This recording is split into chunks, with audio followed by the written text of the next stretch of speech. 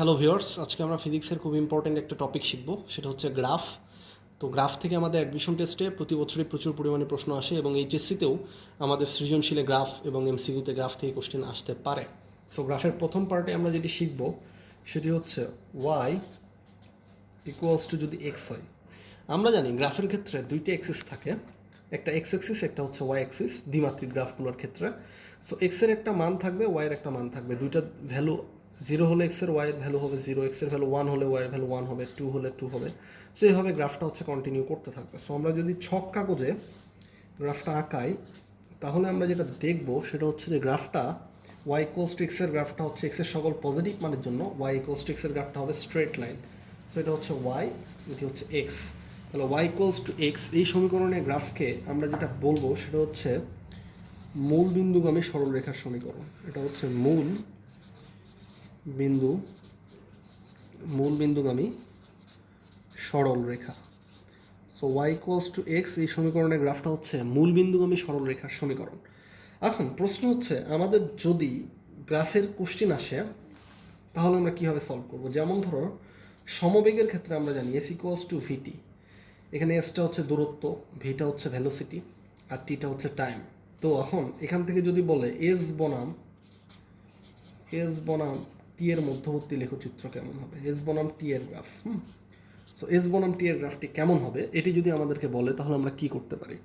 তো সেক্ষেত্রে আমরা দুটি অ্যাক্সিস দেখাবো। তো আমরা এখানে বুঝতেই পারছি এস প্রপোর্শনাল টু হচ্ছে টি, যেহেতু সমবেগ ভি কনস্ট্যান্ট। সো এসকে ধরো ওয়াই, প্রপোর্শনাল টু টিকে লিখলাম এক্স। তাহলে ওয়াই অ্যাক্সিস বরাবর লিখছি এস, আর এক্স অ্যাক্সিস বরাবর লিখলাম হচ্ছে টি।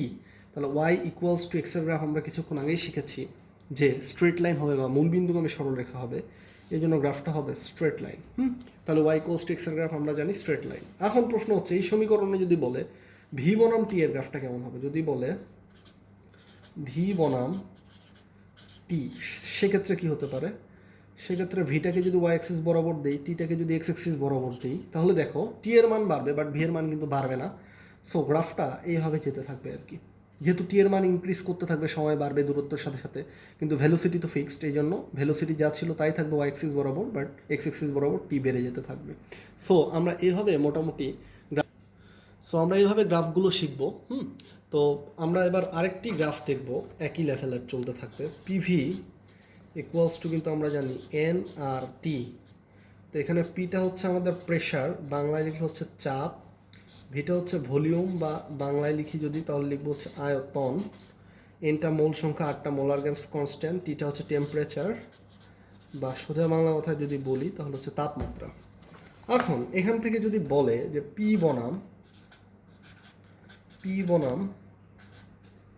টি এর লেখচিত্র, তাহলে কি বলবে পি বনাম কার লেখচিত্র, টি এর লেখচিত্র। আবার বলতে পারে ভি বনাম টি এর লেখচিত্র। তো ভি বনাম টি এর লেখচিত্র, তো দুইটা লেখচিত্র যদি আঁকাতে বলে তাহলে আমরা এখানে দেখছি প্রস্থ পি প্রপোর্শনাল টু টি, আবার এখান থেকে দেখছি ভি প্রপোর্শনাল টু টি।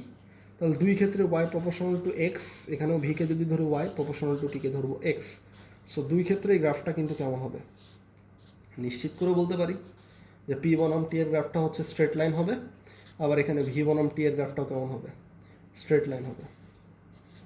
এখন একটা আবার মাথায় রাখতে হবে, স্ট্রেট লাইন হবে ঠিক আছে, কিন্তু আমরা যদি মূল বিন্দু 0 বিন্দু থেকে শুরু করি তাহলে আয়তন যদি শূন্য হয় তাহলে কিন্তু গ্যাসের অস্তিত্ব থাকে না। সেই জন্য এই গ্রাফটাকে একটু ডট ডট ডট দিয়ে লিখবো আমরা, যাতে মোটামুটি অস্তিত্বটি থাকে আর কি। একটু উঁচু থেকে শুরু করবো আর কি, মূল বিন্দু থেকে। ওকে, সো এইভাবে মোটামুটি কিন্তু আমরা গ্রাফটা প্র্যাকটিস করতে পারি। সো আমরা যে কাজটা করব সেটা হচ্ছে যে আগামী যে লেকচারগুলো আমি দেবো গ্রাফের ওপর, সেগুলো বিস্তারিত আরও গ্রাফ থাকছে। তো বিস্তারিত গ্রাফ শেখার জন্য আগামী লেকচারের প্রতি একটু চোখ রাখো তোমরা। হ্যাঁ, সে পর্যন্ত ভালো থাকো।